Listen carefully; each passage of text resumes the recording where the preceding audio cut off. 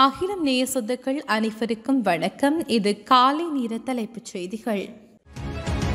ஜனாதிபதி அனுரகுமார் திசாநாயக்கவுக்கும் குடிவரவு குடியகல்வு திணைக்களம், இலங்கை சுங்கம், விமான நிலையம், விமான சேவை நிறுவனம் ஆகியவற்றின் தலைமை அதிகாரிகளுக்கும் இடையிலான கலந்துரையாடல் நேற்று ஜனாதிபதி அலுவலகத்தில் நடைபெற்றது.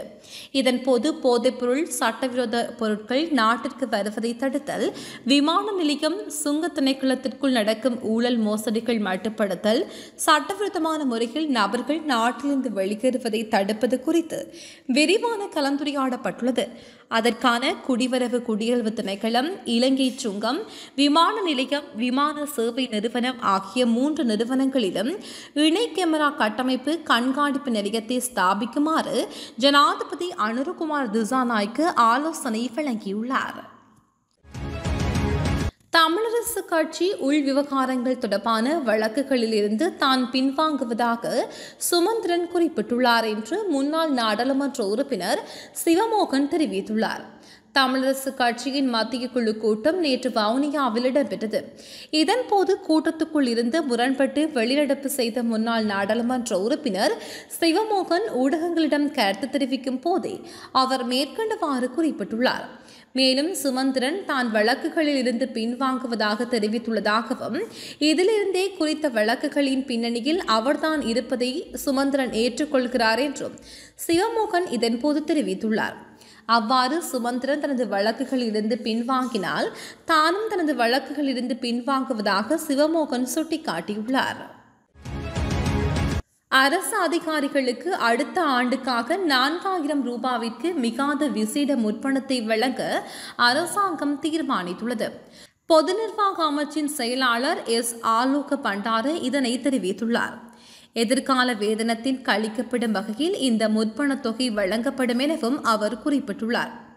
அரசு அதிகாரிகளுக்கு இந்த முற்பணம் ஜனவரி மாதம் 1ஆம் திகதியிலிருந்து பிப்ரவரி மாதம் 28ஆம் திகதிக்குள் செலுத்தப்பட உள்ளது. மேலும் இது தொடர்பான நடவடிக்கைகள் அமைச்சின் செயலாளர், மாகாண பிரதம செயலாளர்கள் மற்றும் திணைக்கள தலைவர்களினால் மேற்கொள்ளப்படும் எனவும் பொது நிர்வாக அமைச்சின் செயலாளர் எஸ். ஆலோக பண்டார தெரிவித்துள்ளார். லஞ்சம் பெற்ற குற்றச்சாட்டில் கைதான முன்னாள் மாகாண சபை உறுப்பினர் சலோஷன கமகே மற்றும் வர்த்தகரை எதிர்வரும் ஜனவரி மாதம் 6ஆம் திகதி வரை விளக்கமறியலில் வைக்குமாறு கொழும்பு மேலதிக நீதவான் நேற்று உத்தரவிட்டுள்ளார். சலோஷன கமிகேவும் வர்த்தக உறுப்பினரும் புறக்கோட்டை பகுதியில் வைத்து நேற்று லஞ்சம் மற்றும் ஊழல் பற்றிய சரத்துக்களை புலனாய்வு செய்வதற்கான ஆணைக்குழுவின் அதிகாரிகளினால் கைது செய்யப்பட்டிருந்தார். நகர அபிவிருத்தி அதிகார சபையினால் பொறுப்பேற்கப்பட்ட காணிக்குரிய நஷ்டஈட்டை விரைவாக பெற்றுக்கொள்வதற்கு தேவையான ஒத்துழைப்புகளை வழங்குவதாக சந்தேக நபர்கள் இருவரும் வர்த்தகர் ஒருவரிடமிருந்து 90 லட்சம் ரூபாய் லஞ்சம் பெற்றுள்ளமை குறிப்பிடத்தக்கது. நேற்று காலை 6 மணியுடன் நிறைவடைந்த 24 மணித்தியால் நடவடிக்கையின் பண்டிகை காலத்தில் வாகன விபத்துக்களை குறைப்பதற்கான நாடளாவிய முயற்சியின் ஒரு பகுதியாக மதுபோதையில் வாகனம் செலுத்திய 383 சாரதிகள் கைது செய்யப்பட்டுள்ளனர். இந்த காலப்பகுதியில் பல்வேறு போக்குவரத்து விதிகளை மீறியமைக்காக மொத்தம் 8392 சாரதிகளுக்கு அபராதம் விதிக்கப்பட்டுள்ளதாக போலீஸ் ஊடகப் பிரிவு தெரிவித்துள்ளது. நாடளாவிய ரீதியில் வாகன விபத்துக்களை குறைக்கும் வகையில் போலீசாரினால் விசேட போக்குவரத்து நடவடிக்கை ஒன்று அமுல்படுத்தப்பட்டுள்ளது. போக்குவரத்து விதிகளை மீறி தொலைதூர பஸ் சாரதிகள் கவனக்குறைவாக வாகனம் செலுத்தும் விடயம் தொடர்பில் பிரதானமாக அவதானம் செலுத்தப்பட்டுள்ளது. பயணிகள் பஸ்களை சோதனையிடுவதற்கு சிவில் உடையில் உத்தியோகஸ்தர்கள் கடமையில் ஈடுபட்டுள்ளதாகவும், நீண்ட தூர சேவை பஸ்களில் அவர்கள் கணிசமான தூரம் பயணிப்பதாகவும் போலீசார் மேலும் தெரிவித்துள்ளனர். இதன்போது கவனக்குறைவாக வாகனம் செலுத்துதல், கையடக்க தொலைபேசிகளை பயன்படுத்தி வாகனம் செலுத்துதல், பாதசாரதி கடவைகளில் வாகனங்களை முந்திச் செல்வது மற்றும் அதிவேகமாக செல்வது போன்ற போக்குவரத்து விதிமீறல்கள் தொடர்பில் கண்காணிக்கப்பட உள்ளது. சீருடையில் உள்ள போலீஸ் அதிகாரிகள் பஸ்ஸினை நிறுத்தி சம்பந்தப்பட்ட போக்குவரத்து விதிமீறல்கள் குறித்து சாரதிகளுக்கு அறிவுறுத்தி அவர்கள் மீது சட்ட நடவடிக்கை எடுப்பதாகவும் தெரிவித்துள்ளனர். முன்னாள் அமைச்சர் மனுஷ நாணயக்காரவின் சகோதரான திசர ஹிரோஜன நாணயக்காரர் குற்றப்புலனாய்வு திணைக்கள அதிகாரிகளினால் நேற்று கைது செய்யப்பட்டுள்ளார். வெளிநாட்டில் வேலைவாய்ப்பு பெற்று தருவதாக கூறி பண மோசடி செய்த குற்றச்சாட்டின் பேரிலேயே இவர் கைது செய்யப்பட்டுள்ளார். நாட்டில் டின் மீன்களுக்கான அதிகபட்ச சில்லறை விலையை நிர்ணயிக்கும் விசேட வர்த்தகமானி அறிவித்தலை நுகர்வோர் அதிகார சபை வெளியிட்டுள்ளது. இதன்படி 425 கிராம் டுனா டின் மீன் வகையின் அதிகபட்ச சில்லறை விலை 380 ரூபாயாகும். மெக்கரல் வகையான 155 கிராம் டின் மீன் அதிகபட்ச சில்லறை விலையானது 180 ரூபாயாகவும் 425 கிராம் டின் மீனின் விலை 420 ரூபாயாகவும் அறிவிக்கப்பட்டுள்ளது. அத்தோடு ஜெக் கெமரல் டின் மீன் அதிகபட்ச சில்லறை விலையானது 560 ரூபாய் எனவும் குறித்த வர்த்தகமானி அறிவித்தலில் குறிப்பிடப்பட்டுள்ளது. நீர்கொழும்பின் புறநகர் பகுதியான சீதுவ பகுதியில் துப்பாக்கிச்சூடு நடத்தப்பட்டுள்ளது. ஒரே குடும்பத்தைச் சேர்ந்த 3 பேர் மீது துப்பாக்கிச்சூடு நடத்தப்பட்டுள்ளதாக போலீசார் தெரிவித்தனர். சம்பவத்தில் ஒருவர் உயிரிழந்த நிலையில் 2 பேர் படுகாயமடைந்த நிலையில் மருத்துவமனையில் அனுமதிக்கப்பட்டுள்ளனர். காரில் வந்த சிலர் துப்பாக்கிச்சூடு நடத்திய நிலையில் தப்பி சென்றுள்ளனர். சம்பவம் தொடர்பான மேலதிக விசாரணைகளை போலீசார் மேற்கொண்டு வருகின்றனர். ஜெனரல் சவேந்திர சில்வா பாதுகாப்பு படைகளின் பிரதானியாக இருந்து இம்மாதம் 31ஆம் தேதி ஓய்வு பெறவுள்ளார். முன்னாள் ஜனாதிபதி ரணில் விக்ரமசிங்க சவேந்திர சில்வாவின் சேவை காலத்தை எதிர்வரும் 31ஆம் தேதி வரை நீடித்திருந்தார். புதிய அரசாங்கத்தின் கீழ் அவருக்கு பதவி நீடிப்பு கிடைக்காது எனவும் அரசாங்க வட்டாரங்கள் தெரிவிக்கின்றன.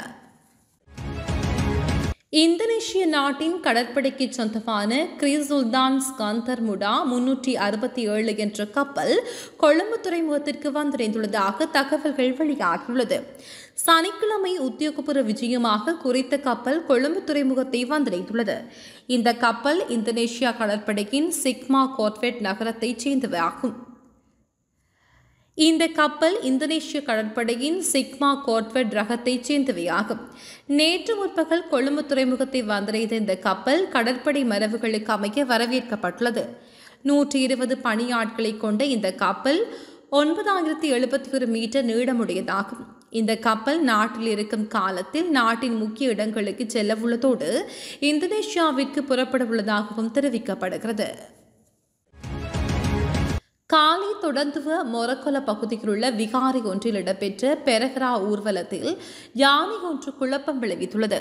பெரகரா ஊர்வலத்தின் போது யானை நபரொருவரை தாக்கியுள்ளதாகவும் அதனால் அங்கு பெரும் குழப்ப நிலை நிலவியதாகவும் கூறப்படுகிறது.